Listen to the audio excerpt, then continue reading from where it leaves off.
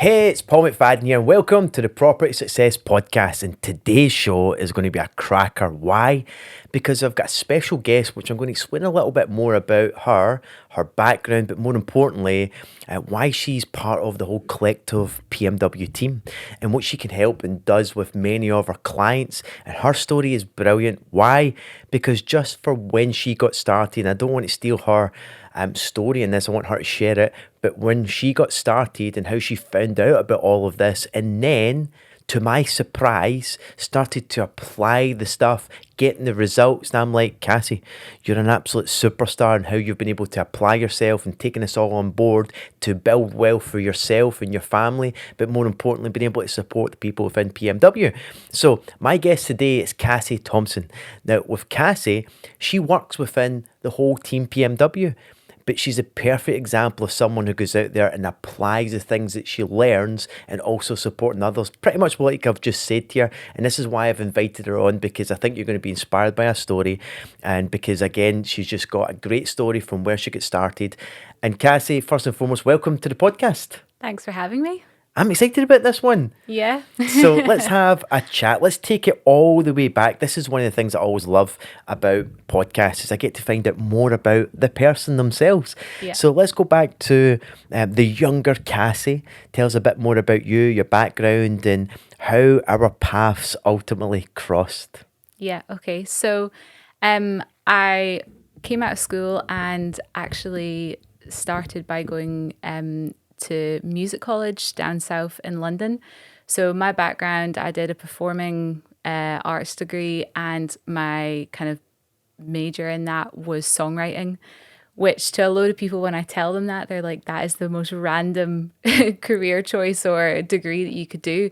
But for me to kind of take that back a bit, my dad from a really young age had always said to me, he was like, Cassie, you want to find a career where you're making passive income, so you don't need to be there to create that. And all my family are pretty much in the music industry, so he always said to me, like, get into songwriting, because if you can write a song and that song becomes a hit, every time that song's played, you'll make a royalty from that.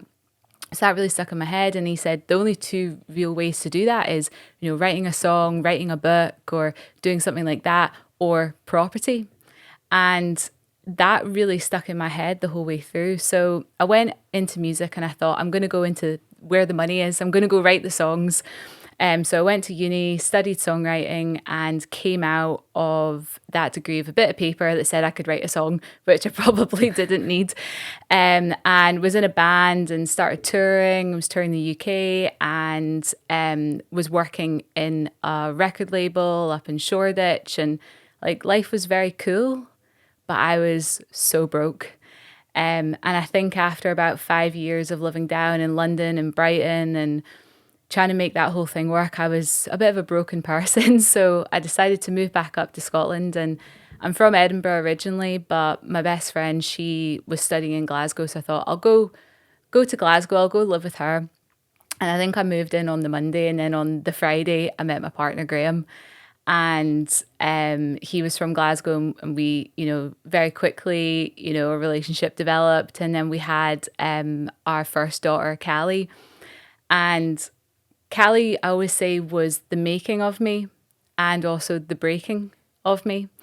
And where that kind of comes into is that, she gave me a purpose. And I think anyone that has kids, they know that feeling, like when you hold that child for the first time, you're like, God, I want to give you everything and give you the best possible life. But also being a new mum, I'd kind of not failed in a career, but I hadn't really ever got it started.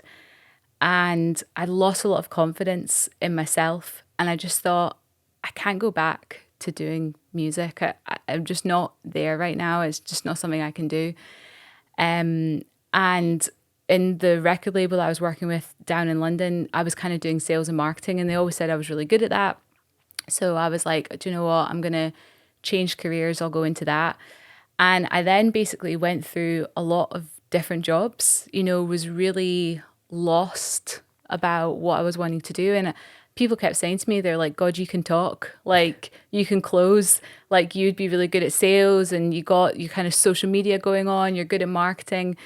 But I just really wasn't passionate about the companies. I think that was the biggest thing, like the culture, the company, just nothing was sticking. I just was always thinking, right, what can I do next? Like, how can I create wealth? How can I provide for this child and give her a great life? And that kept going on in my head. And then in COVID, I got made redundant.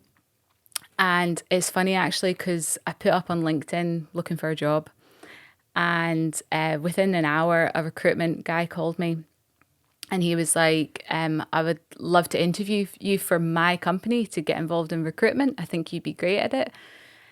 And I said to Graham, I was like, I'm just really not interested in getting into recruitment. Like, that is the last thing I want to do right now.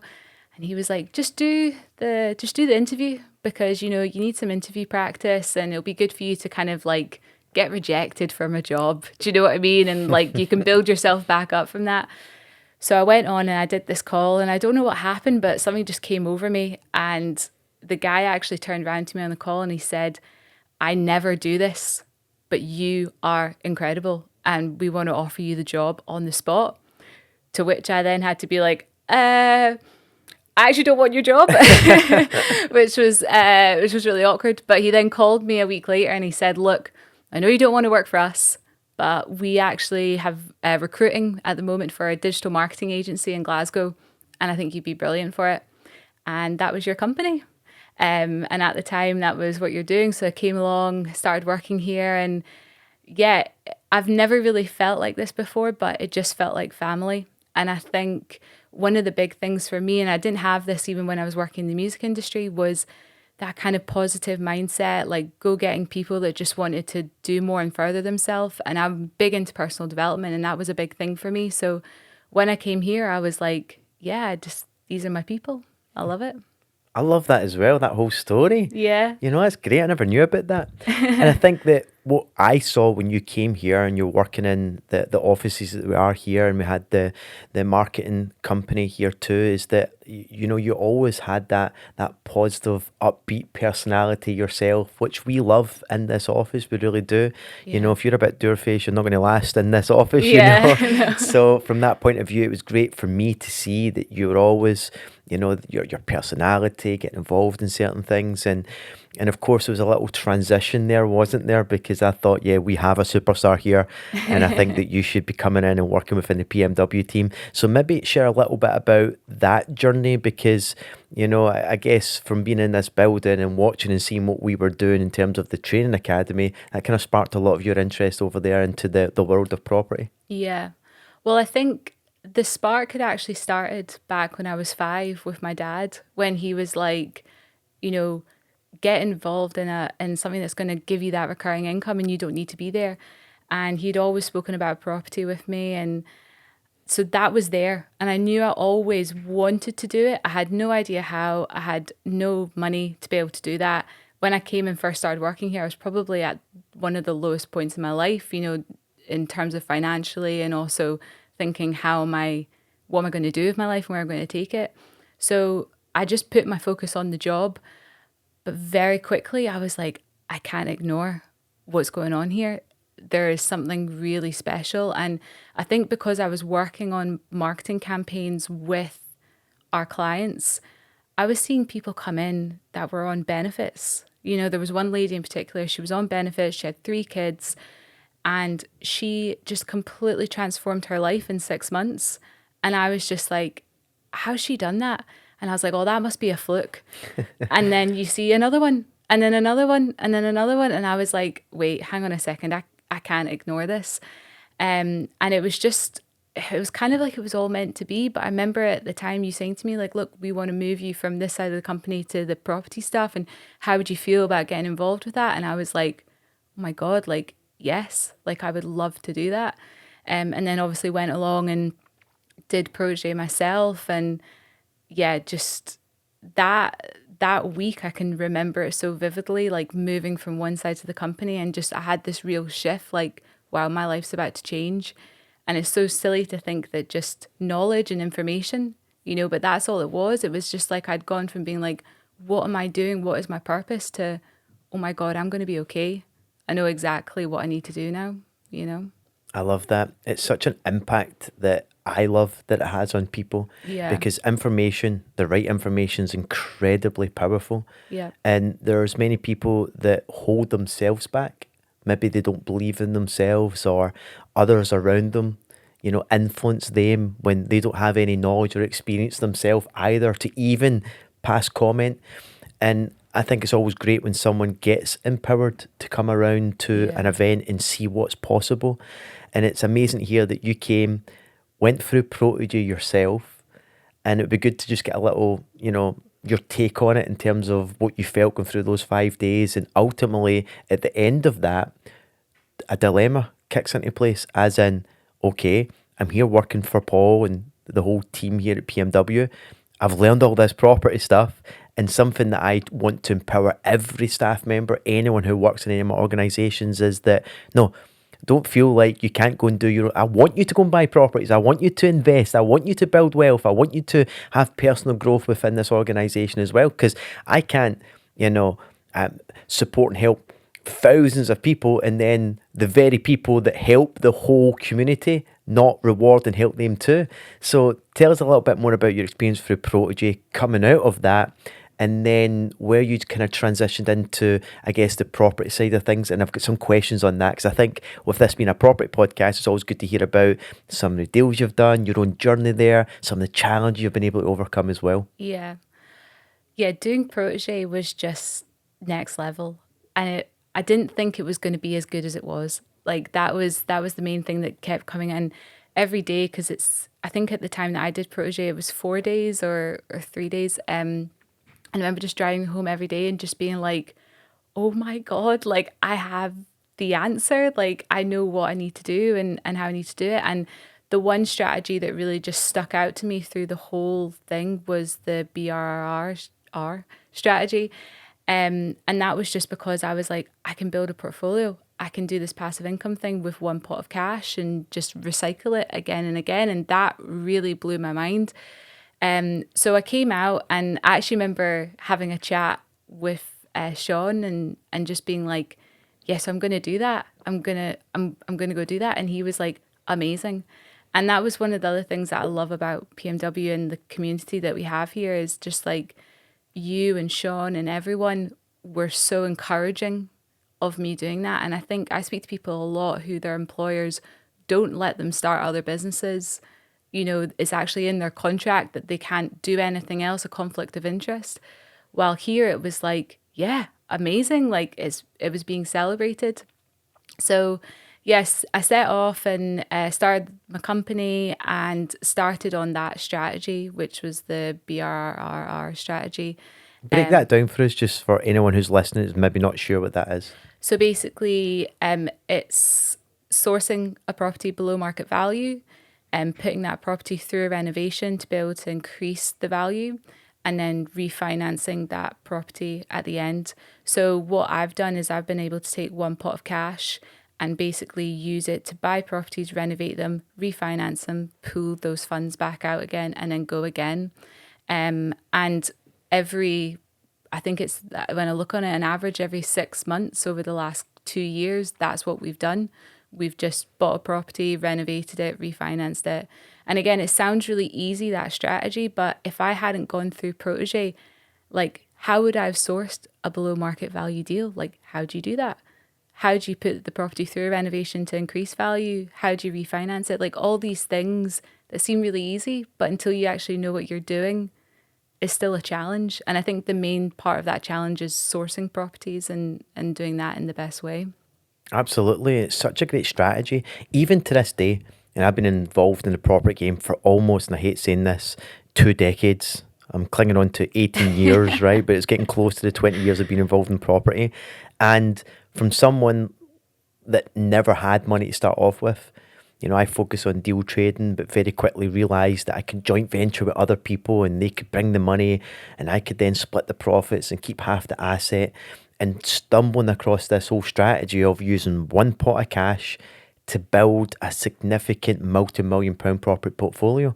it's still to this day, it's quite difficult to even comprehend, Yeah. because most people, in my experience, and you've heard it many times as well, Cassie, is a lot of people think they need a lot of money to get started. But when you start to see that there is many strategies, but people are not aware of it. That's why Yeah. education is incredibly important. And I love what you just said there, because there's many people that will turn around and say, well, why do you need to get educated? Why do you need to go and learn this stuff? You just go and find a property, you renovate it, and then no, hold on. Let's backtrack a little bit. There is so many stories out there where people don't buy right, that overpay for something, haven't done their due diligence, haven't got accurate refurb prices, don't deal with the right builders. Like, there's many horror stories, and I guess that's what puts off many people. But when someone's been educated and understand how to deal with all of that, how to get accuracy around the numbers, how to have confidence when it comes to making offers and negotiating and knowing what the right opportunity and right deal is, that can save someone on one deal Yeah. tens of thousands of pounds, not cost them. Maybe it's property. Of course, property, you can almost make mistakes and still make money because it's so profitable. But some mistakes can take you out the game. You'll never continue in the game.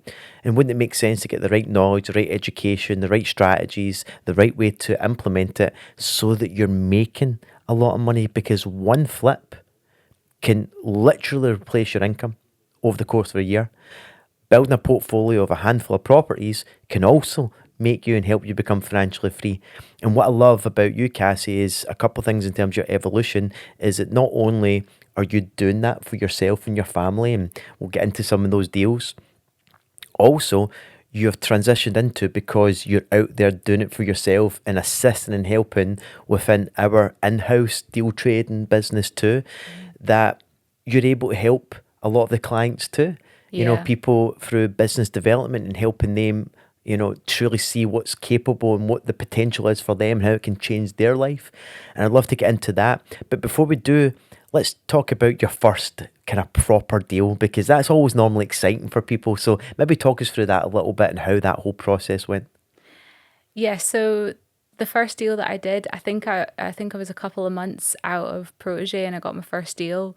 And again, it was just everything that you taught. I just followed that process, followed, how to source a property, how to go about that.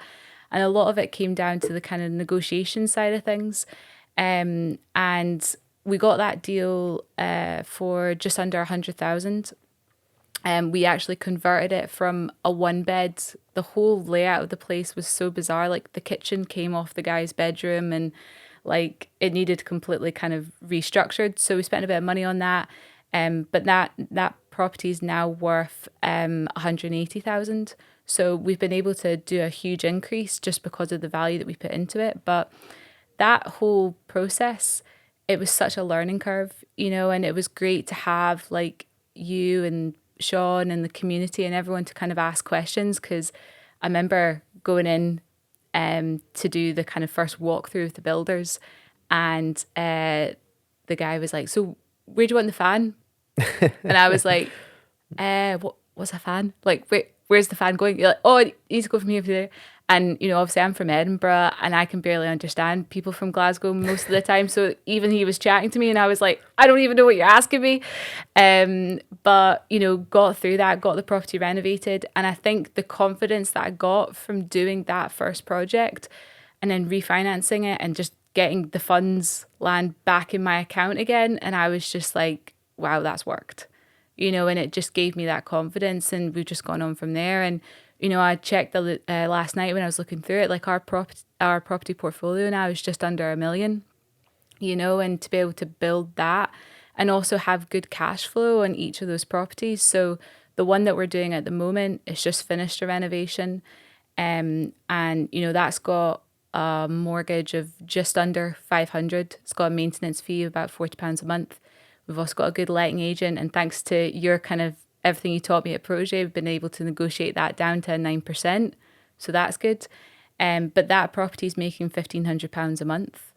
Do you know what I mean? So there's great profit, and each of our properties are very similar, and they're all making good profit within that. So that again is just going into a pot that then we can do more stuff with as well.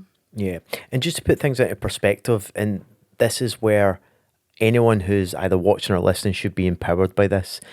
So you mentioned your portfolio is just under £1 million, but for a second, let's just round it up to £1 million, just for simple maths here, for people to comprehend the power of property. Yeah. Because I think the goal for most people is to replace their income with revenue coming in from, I hate using the word passive income. That's why I'm being hesitant with that word, because nothing is ever passive, but you have income coming in from your property portfolio and you're not having to work for that. And what I love about this, you use one pot of cash to build that portfolio. And in return, because the way that buy-to-lets work, you're always leaving 25% equity in when you refinance. So that means right now, where you're at in your journey, you have at least £250,000 of equity. Now, if you decided to go and sell all those properties, you would have £250,000 in your bank if they all sold at market value. And there's no reason why, because the standard of finish you've done, that they can't sell for more than that. Yeah. Now, what's crazy about this, because not only did you use the one pot of cash to build that £1 million portfolio and having that equity, time, this is where time, because property prices on average, even with downturns, will double in value every 10 to 15 years. But let's say it takes 20 years, right? Let's just say it takes 20 years. Then that portfolio, without you doing anything else, and of course you're going to keep on adding to it, but let's imagine you didn't, then not only is that portfolio going to turn into £2 million worth of value, the equity's doubled as well. Now you have £500,000. This is why through property, it's not difficult to become an equity millionaire. And I get that, that's not, unless you go and sell the portfolio, you don't have £1 million. But isn't the goal, in the sense of in the future, to be able to retire a lot earlier, have a better alternative than your pension, that nowadays you'll be lucky that if it's even giving you a couple of percent in terms of growth. Inflation is eroding someone's pension. But with this here, you're actually forcing appreciation with one pot of cash that's building your wealth, allowing time to do its thing. And not only that too, you can increase rent by up to 10% per annum. And if it's just 7% on average, compounded over 10 years, if you're making £1,500 in terms of the rent just now, in 10 years, that's going to be £3,000. And it's easy enough to look around and see that to be true in the marketplace. Yeah. And this is why I encourage people, and it's amazing that you're getting started in this, Cassie, as well, is that if you start building a portfolio as quick as possible, in terms of the younger the better, right? But there's, the next best time to get started, if you haven't, is now. Because time starts to reward you massively for the effort that you put in just now.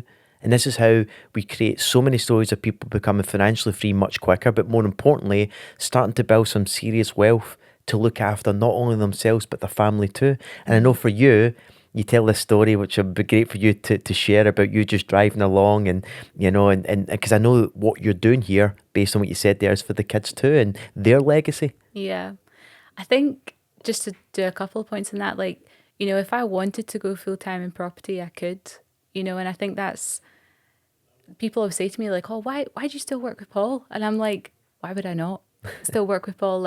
I know your vision of where you're taking the company and what your plans are, and that is so exciting to me. So for me, I want to be on that journey, but also, there's lots of people that think, oh, I don't want to get into property because I love what I do. I don't want to walk away from what I'm doing. And it's just I forever on will do a property every 6 months and add to that. Why would I not? I know how to do it, and it's the process of just recycling that cash. But then, my kids, when I first started this, was for them. And Connie, who's my youngest daughter, she was I was pregnant when I first started. So she's 1 at the moment. Just to think, in 18 years, what I will have created for them is insane, and that is such a big motivator for me. But also, you probably noticed this as well from your kids, but just from me doing this process, Connie obviously is not quite there yet, can't even talk yet, but Callie, she gets it. We drove past a property the other day and it had a for sale sign. She was like, Mum, are you going to buy that? And I was like, no, not that one. She was like, have you not got the money? And I was like, no, I've got the money. Got a bit defensive. I was like, we don't buy that one. Doesn't need anything done to it. But they're starting to get this, and you know, just be able to drive. The story that you're talking about was driving home one day, and Callie was in the back of the car, and I said, "Callie, Mum's just bought that flat," and she was like, "Will that be mine one day?" And I was like, "Yeah." Like everything that I'm doing just now, like everything you've just spoken about there, like, the fact that inflation and it's all going to double and all that, it's just like, it's so exciting to me to think what I'm going to be able to pass on to them and to be able to give that to them as well. But it's also who can I help right now? And I know a bit about the story that I kind of tell at Jumpstart with my dad. My dad last year, his cancer came back. He had to go under a serious life altering operation. And just to be able to say to him, like, look, take the money from the portfolio, like, just go get better, like, anything you need, like, that is wee things like that you just don't think about. And if I was just, an employee, I probably wouldn't be able to do that. So it's all these things that, you just think, God, this is so worth it, and it is time. And I get a lot of mums that say to me, they're like, how do you have the time to do this? And how'd you do that? And it's like, you make time. It's not easy. Having kids isn't easy, but you make time and you get it done, and just the rewards that you get from that outweighs it. I love it. I mean, I think that from your whole story, being influenced by your dad, I've had the opportunity to meet both your mum and dad. Lovely people. I've enjoyed their company when they came along to Jumpstart as well, which was nice. And it's great to see that you've been able to support your dad. And, and I think it's so motivating when you see that you can help and support many others, not only your family, but others as well. Because when you're able to do that and you have an impact on other people's lives, because you know that the impact is having on you, that is the best feeling that you could ever possibly imagine. And I think a lot of people find that difficult to comprehend. Like why are you helping other people with this? Why are you teaching other people this? Because unless you actually do that and help others and see what that does for them and the knock-on effect, you'll never understand. And Yeah. for me, just watching that I guess when you said about your dad talking about property and then you coming along and going through Protege and then actually applying it yourself and seeing what it can do and having that growth mentality, someone that wants to do better in themselves and having the right attitude, that shines.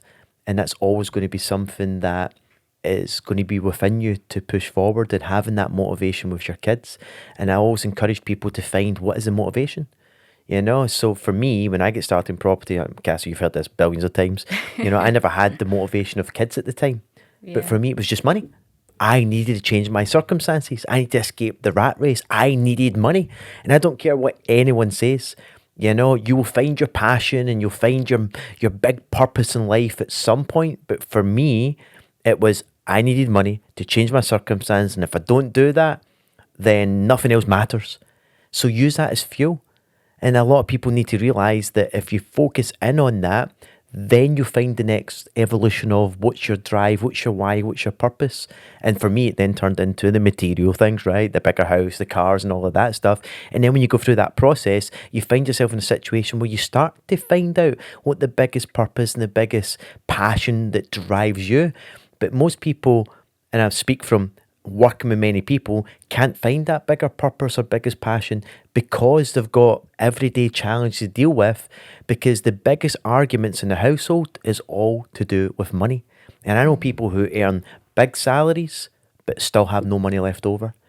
And this is why I'm so passionate about helping people to understand how to manage money, how to make money, how to continue to build their wealth. And of course, through property and building it and treating it like a business, it can do that. And what I love what you just said there, you still love doing what you're doing, working within PMW, and you see the bigger picture and everything else and want to be more involved in that. And just like the others within this team as well, you're still proactively focusing on wealth building because you've made it a priority.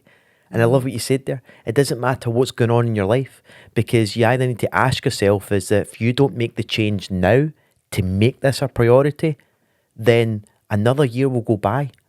And what has changed?